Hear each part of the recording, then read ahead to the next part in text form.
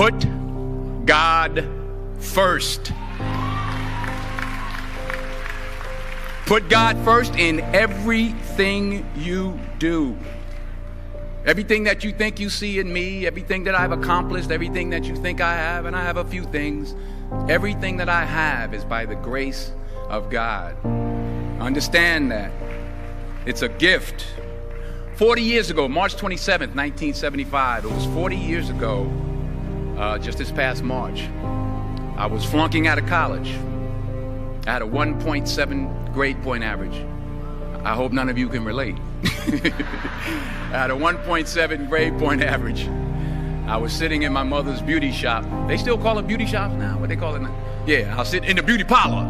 I was sitting in my mother's beauty parlor, and I'm looking in the mirror, and I see behind me this woman under the dryer. And every time she looked up, every time I looked up, she was looking at me, just looking me in the eye. And I didn't know who she was, and I said, she said, somebody give me a pen, give me a pencil, I have a prophecy. March 27, 1975, she said, boy, you are gonna travel the world and speak to millions of people. Now mind you, I was flunked out of college. I'm thinking about joining the army. I didn't know what I was gonna do, and she's telling me I'm gonna travel the world and speak to millions of people. Well, I have traveled the world, and I have spoke to millions of people. But that's not the most important thing, the success that I had. The most important thing is that what she taught me and what she told me that day has stayed with me since. I've been protected, I've been directed, I've been corrected. I've kept God in my life, and it's kept me humble.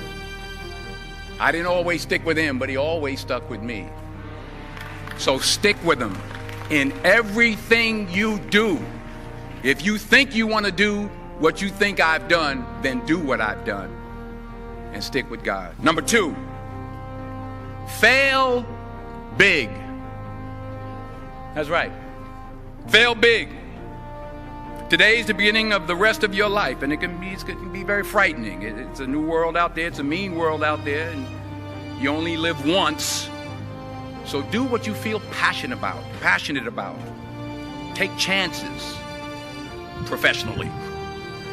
Don't be afraid to fail. There's an old IQ test, was 9 dots, and you had to draw 5 lines with a pencil within these 9 dots without lifting the pencil. The only way to do it was to go outside the box. So don't be afraid to go outside the box. Don't be afraid to think outside the box. Don't be afraid to fail big, to dream big. But remember, dreams without goals are just dreams, and they ultimately fuel disappointment. So have dreams, but have goals. Life goals, yearly goals, monthly goals, daily goals. I try to give myself a goal every day. Sometimes it's just to not curse somebody out. Simple goals, but have goals. And understand that to achieve these goals, you must apply discipline and consistency. In order to achieve your goals, you must apply discipline, which you've already done, and consistency every day, not just on Tuesday and miss a few days. You have to work at it every day. You have to plan every day. You've heard the saying, we don't plan to fail, we fail to plan. Hard work works. Working really hard is what successful people do. And in this text, tweet, twerk world that you've grown up in, remember, just because you're doing a lot more doesn't mean you're getting a lot more done. Remember that. Just because you're doing a lot more doesn't mean you're getting a lot more done. Don't confuse movement with progress. My mother told me, she said, yeah, because you can run in place all the time and never get anywhere. So continue to strive, continue to have goals, continue to progress. Number 3, you'll never see a U-Haul behind a hearse. I'll say it again. You'll never see a U-Haul behind a hearse. I don't care how much money you make, you can't take it with you. The Egyptians tried it. They got robbed. That's all they got. You can't take it with you. And it's not how much you have. It's what you do with what you have. We all have different talents. Some of you will be doctors, some lawyers, some scientists, some educators, some nurses, some teachers. Yeah, okay. Some preachers. The most selfish thing you can do in this world is help someone else. Why is it selfish? Because the gratification, the goodness that comes to you, the good feeling that I get from helping others, nothing's better than that. Well, one or two things, but nothing's better than that. Not jewelry, not big house I have, not the cars, but it's the joy. That's where the joy is, in helping others. That's where the success is, in helping others. Finally,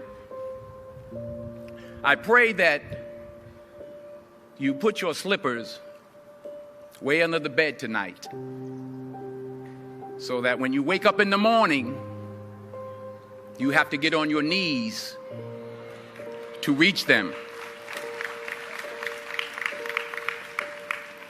And while you're down there, say thank you for grace. Thank you for mercy. Thank you for understanding. Thank you for wisdom. Thank you for parents. Thank you for love. Thank you for kindness. Thank you for humility. Thank you for peace. Thank you for prosperity. Say thank you in advance for what's already yours. It's how I live my life. That's why I am, one of the reasons why I am today. Say thank you in advance for what is already yours. True desire in the heart for anything good is God's proof to you, sent beforehand to indicate that it's yours already. I'll say it again. True desire in the heart, that itch that you have, whatever it is you want to do, that thing that you want to do to help others and to grow and to make money, that desire, that itch, that's God's proof to you, sent beforehand already to indicate that it's yours. And anything you want good, you can have. So claim it. Work hard to get it. When you get it, reach back. Pull someone else up. Each one, teach one. Don't just aspire to make a living. Aspire to make a difference.